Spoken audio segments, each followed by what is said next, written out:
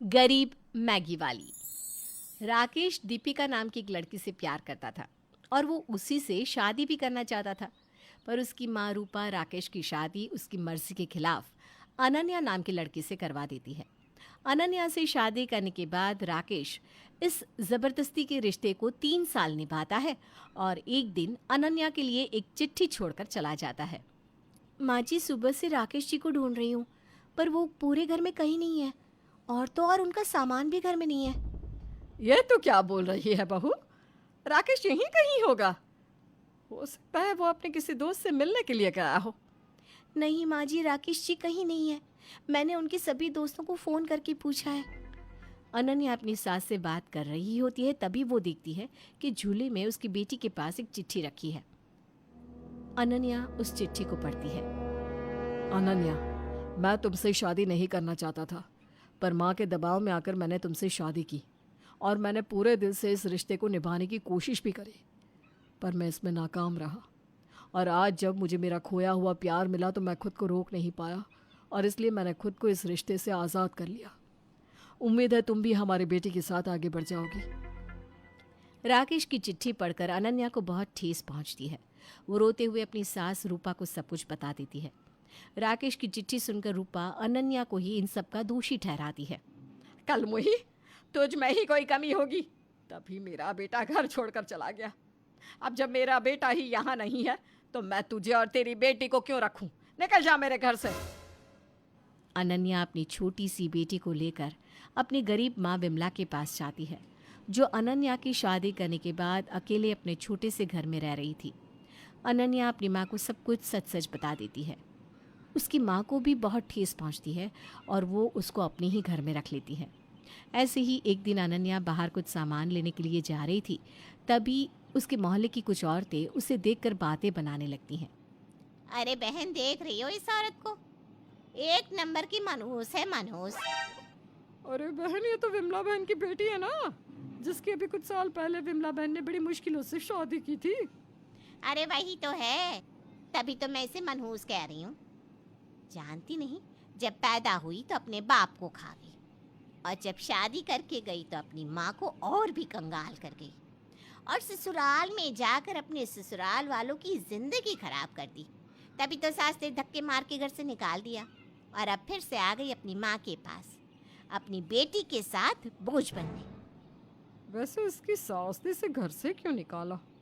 अरे क्या पता बहन, वो तो इसके घर वाले और इसका पति ही जाने। इसके लक्षण ठीक नहीं होंगे, तभी तो इसका पति इसे छोड़कर चला गया होगा। भगवान जाने आखिर इस बेटी की परवरिश कैसे होगी। बाप तो है नहीं, बाप छोड़कर भाग गया। बेचारी विमला बहन पता नहीं कैसे पालेगी इस बच्ची को। दोनों पड़ोसन आपस में बात कर रही थी तो वही सब अनन्या सुन लेती है। वो किसी को जवाब देना नहीं चाहती थी, क्योंकि लोगों का क्या है, लोगों का मुंह तो कोई नहीं बंद करवा सकता। इसलिए वो वहाँ से अपने घर चली जाती है और अपने कमरे में अपनी बेटी के पास बैठकर फूट फूट कर रोने लगती है। उसके रोने की आवाज़ सुन विमला अनन्या के कमरे में आती है और रोने की वजह पूछती है, जिस पर अनन्या अपनी सास को सब कुछ बता देती है। ये सुनकर विमला दुखी होकर अनन्या से कहती है, बेटा, हो सके तो मुझे माफ़ कर दे। मेरी वजह से आज तेरी जिंदगी बर्बाद हुई है, साथ ही मेरी इस छोटी सी नातिन के भविष्य पर भी बात आन पड़ी है। नहीं नहीं मम्मी, ऐसा नहीं है। आपने तो अच्छा सोचकर ही मेरी शादी इनसे करवाई, लेकिन मेरी किस्मत में शायद पति का प्यार लिखा ही नहीं था।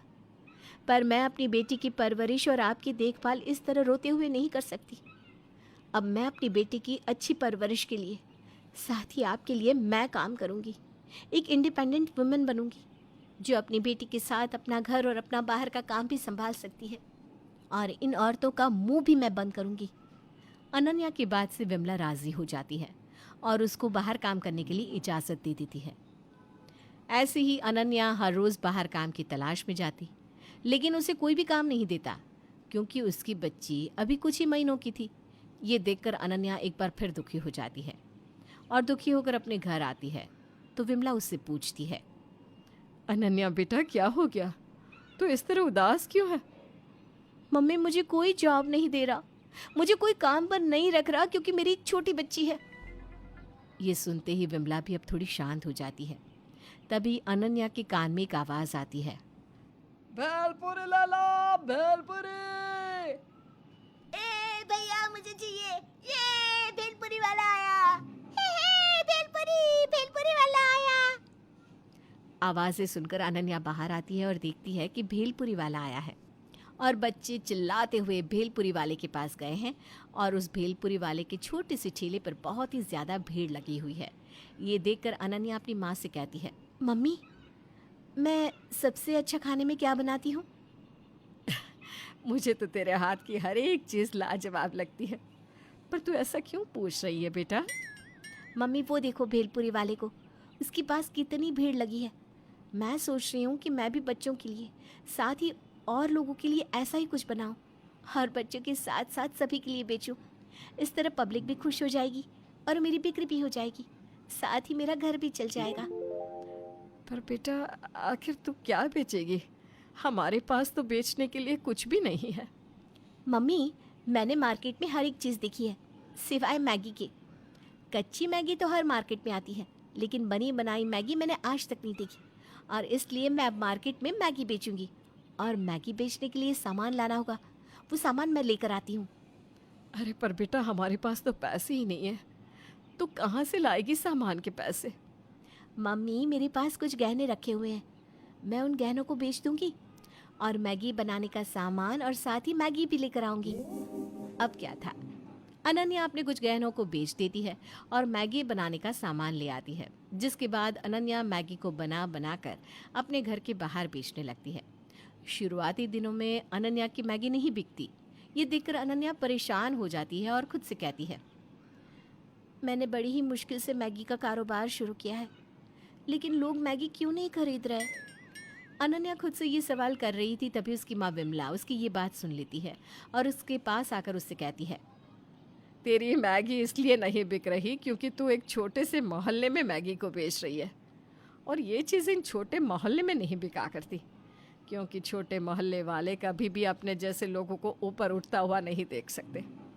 वो लोग हमसे सामान नहीं खरीदेंगे, इसलिए तू बाहर जा और जाकर मैगी बेच।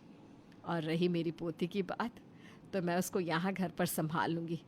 तू अपनी बेटी की चिंता बिल्कुल भी मत करना, क्योंकि अभी इसकी नानी जिंदा है। अपनी माँ की बात सुनकर अनन्या को बहुत अच्छा लगता है और वो अपनी माँ की कहने के अनुसार बाहर ठेले पर अपनी मैगी लेकर बेचती है। आज पहला ही दिन था और उसकी मैगी काफ़ी अच्छे से बिक गई। अनन्या की कमाई भी आज अच्छी हो गई थी। ये देखकर अनन्या खुश हो जाती है।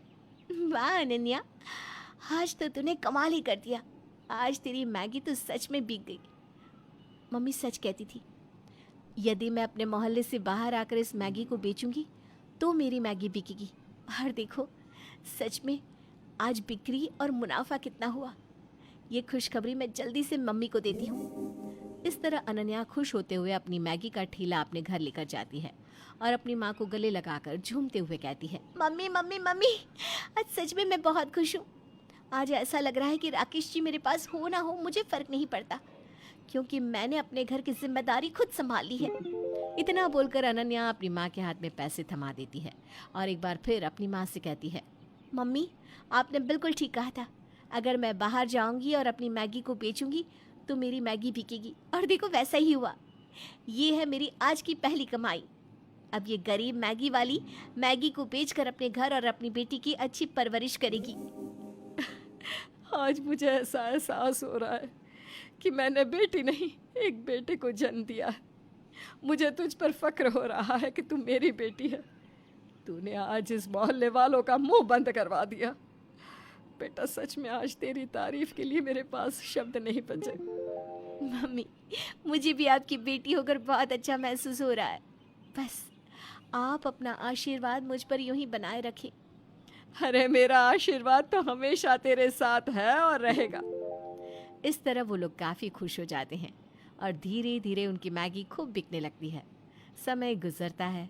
गुजरते समय के साथ अनन्या की मैगी इतनी बिकती है कि अब अनन्या ठेले को एक छोटी सी मैगी शॉप में तब्दील कर देती है।